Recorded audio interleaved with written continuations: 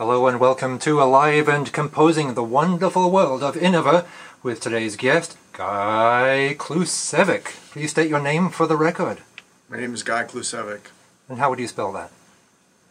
Klucevsek. And where did that name come from? Slovenia. Where's Slovenia? Slovenia was part of the former Yugoslavia, and borders on Italy in one place, and borders on Austria in another place. So it's got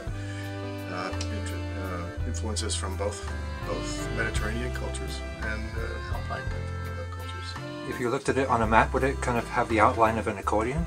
Of course. What's the weirdest dream you've ever had? Flying Vegetables of the Apocalypse. That was the name of a CD.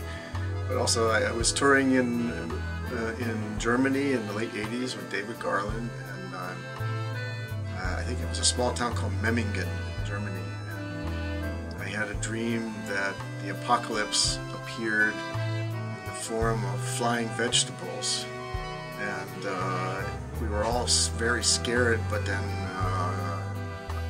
I had the idea of reaching up and grabbing the vegetables out of the air and eating them, and that dissolved the apocalypse. And then, so I thought it was a great dream and very funny. But I told some of my German friends the next day, and they said, "That is so typically American, trying to solve a complex problem with simple, idiotic solutions." So it was not profound, it turns out, but it was fun. And it wasn't until recently that you became a vegetarian, is that right? Well, I eat fish too, but yeah, last year I now, yes, but I don't grab them from the air, I grab them from the shells. And if you had a pet at home, what would it be? Well, I had pets at home for 40 years, and I started off with a couple of dogs, and then over time, as we became urban dwellers, we switched to a couple of cats. But then the last one died a few years ago, and I decided after 40 years of having pets that was it for me. And which urban area do you live in? Staten Island, New York. And it seems you spend half the time in airports roaming the world with your accordion bags, is that right? Yeah, I'm on the road a lot, in Europe a lot, and like right now I'm in St. Paul, which is not in Europe, but it's also not at home. But next weekend I'm in Milwaukee, and a couple months ago I was in Austria for 5 weeks, and I was in Bordeaux for a week. So yes, lots of travel.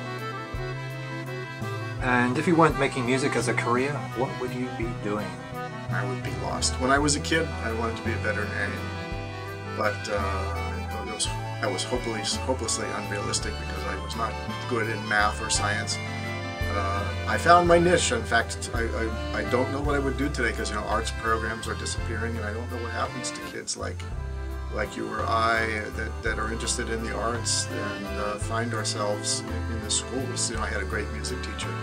He really encouraged that, and my parents were very supportive. They loved that I was in music, and I wouldn't have it any other way. Did you gravitate straight towards the accordion, or did you come via other real instruments? No, for some reason I considered it a real instrument.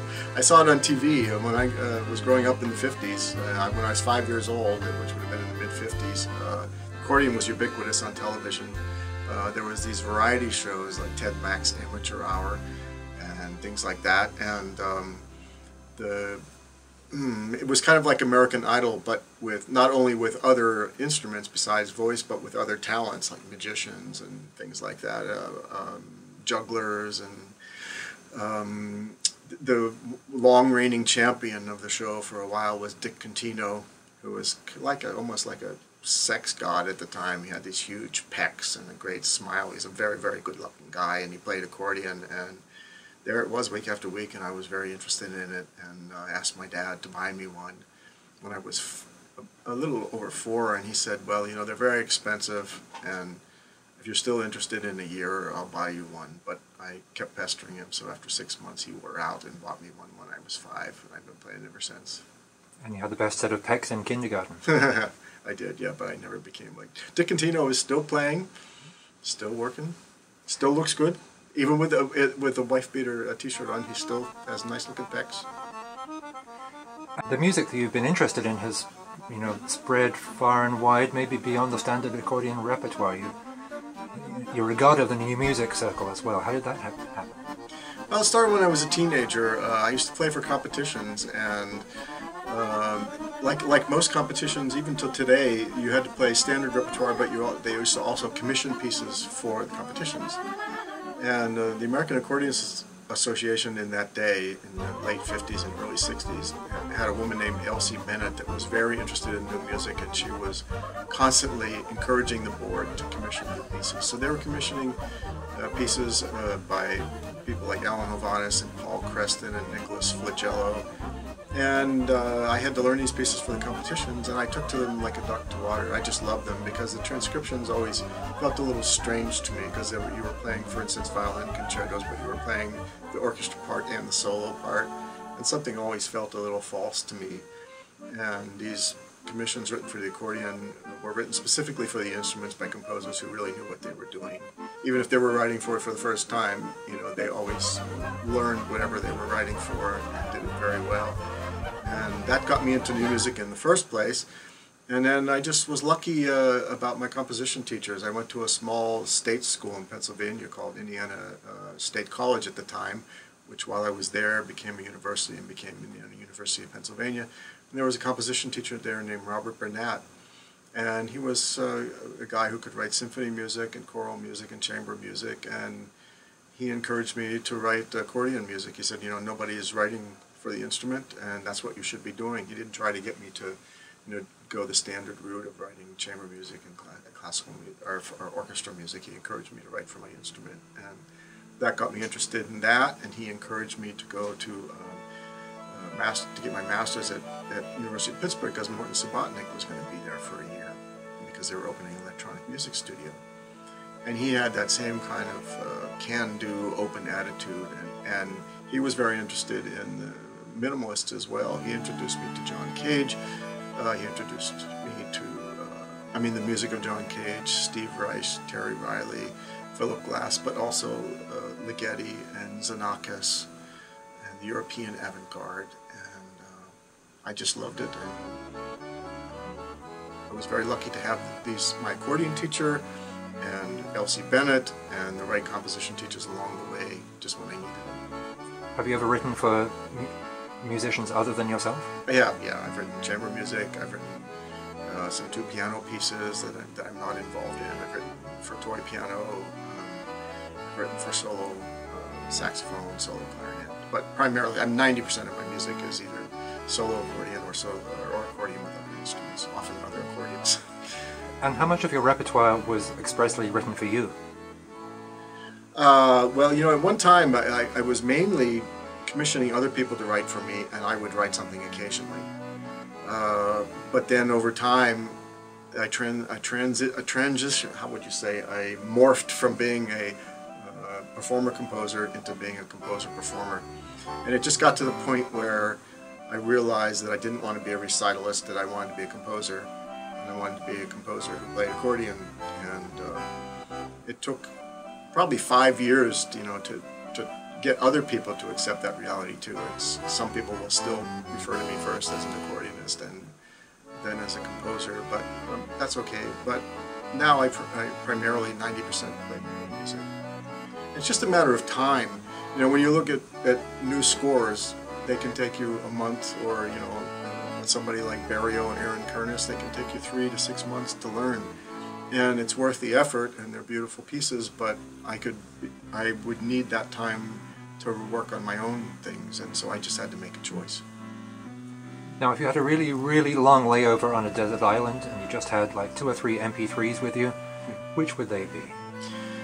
Well, surprisingly enough, not music like mine. A Buena Vista Social Club I would have with me. Evan Christopher is a wonderful New Orleans clarinetist. Nancy Lamont is my favorite singer, a late singer who sang stuff from the American songbook, but when she sings one note, my heart starts to bleed, and I can feel what she sings in every fiber of my being. So things that have a real emotional connection, although I'm not sure that's what you know, the desert island, but it's lighter music with a strong emotional content. What's been the career low point so far? Apart from this interview, was there like a performance that was just so disastrous you will never forget it? Yeah, there's been a couple. It usually has to do with playing in the wrong place. And there was this wonderful series in New York, which will remain nameless, but because they did lots of wonderful things, I don't want to make them feel bad or out them for a couple bad ones. But their whole thing was art in public places, and so they would hire me to do my repertoire, but it'd be in unusual places, like a botanic garden or a public park, but in an unusual section in the park, not on a cupola or something like that, but over in a corner somewhere. But there was the opening of a new restaurant in the 80s called America in Chelsea. And the restaurant said they wanted music, but they didn't want the standard stuff. So the restaurant was very trendily designed, lots of glass, and there's a couple of steps going up from the main body of the restaurant to the bar. And then there was an area in front of the bar, probably 15 feet deep, and they had me sit there and play. But I was like right in front of the bar, and I was playing one of my pieces, and some guy came up to me and asked me if I could play like I forget what it was, T for Two, and so I just told him I wasn't taking requests. So for me, that was the low point. But there's been others. What's your favorite accordion joke? My favorite one. What's the difference between an accordion player and a large pizza? I don't know. What is? Blah, blah, blah, blah. A large pizza can feed a family of 4. Which segues us perfectly into your multiple personalities. And tell us about this CD that you've thrown together. It seems to evoke every possible angle that any one individual could possibly get around.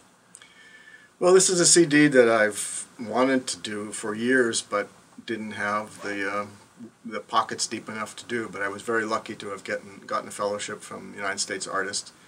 And as soon as I was told that I got this fellowship, I said, well, I know what I want to do with it. I want to make this recording that I've wanted to do for years. It's not that I had all the pieces when I wanted to do it, but I knew the type of recording that I wanted to do. And that was to represent all the various kinds of people that I love working with and have worked with over the years, all the kinds of styles that I've worked with or wanted to work with over the years, because some of my pieces sound like they come from the classical contemporary chamber music world. Others sound like they could be out of a world culture, but you don't know which one, like invented folk music. Others sound like they're from the jazz world. And I just started writing, and some of the pieces came out Balkan sounding, some of them are tributes to Eric Satie. A lot of my music is tributes. A lot of times when a composer I really admire passes away, I'm inclined to write tributes to them, and there's a couple on here. Well, Eric Satie had been dead for a long time, but his music has moved me for many, many years. There's a tribute to a couple of live players, which is a healthy direction for me. Ivan Milev, who's one of the great Bulgarian accordionists who lives in the United States now. Every time I see Ivan play, he leaves me breathless and bewildered, and that's the title of the piece. A couple years ago, I shared a bill with Kepa Junqueira, who's a fantastic Basque accordionist and composer. And one of the techniques that he's a specialist at is repeating very rapid repeated notes on a single key. He plays a button accordion, and the action on the button accordion is much faster than the piano accordion keyboard. So it's kind of rat-a-tat-a, that kind of almost snare drum thing he's a master at. So I wrote this piece called Rat-a-tat-a-tui in honor of Kepa Junqueira. But then for years also I've wanted to work with Brave Combo, my favorite live band. They've been in existence for 30 years now out of Denton, Texas. They started off as a kind of an alt-punk polka band 30 years ago, but they've now covered all kinds of styles, from dance styles from all over the world. But the leader, Carl Finch, is just a genius, and I don't use that word lightly. He really is. I mean, he has an encyclopedic knowledge of styles, of particular styles within styles. So not only does he know polkas, when I told him I was writing a polka and a waltz, he said, "What kind of waltz?" Because I said, "We can just use your drummer." He said, "Well, yes, he's great on everything, but also if it's a really specialty piece, I would need to know whether it's a German waltz, a Czech waltz, a Slovenian waltz, a Tex-Mex waltz, a Cajun waltz." And he knows the different drum patterns for each one of those and can teach it to a drummer if he can't find the drummer that he wants. And he also works in a completely different way. We worked as co-producers on the tracks with Brave Combo. There's 6 of them on here, which is not a way that I usually work, because normally I'm a composer who writes all of the parts for all of the players. And I did for all the Brave Combo stuff except for Carl. I didn't write him parts. He doesn't read. I sent him MP3s, and then he would just listen to our rehearsals in the studio, and then he would gradually work up his part on whatever instrument seemed to be needed at the time. He plays accordion, he plays guitar, he plays acoustic keyboard, electric keyboard, he can play some hand percussion. I even have him doing some mouth percussion on the album. And it was one of the thrills of my life to be able to collaborate with them. We've been talking about it for at least 10 years. Probably even more, because he wrote a piece for my Polka from the Fringe collection called Prairie Dogs, which is one of my favorites from the collection, in 1988. And shortly after that, we talked about collaborating, and it just never came to be, because we're off doing, on our own tours and living in our own worlds, which don't often collide or coincide. But now we had the chance, and it was wonderful to be able to do touring together. Well, Guy Klucevsek, thanks so much for bringing all of your multiple personalities into one album for us, and best of luck. Thank you for providing me with a home for it.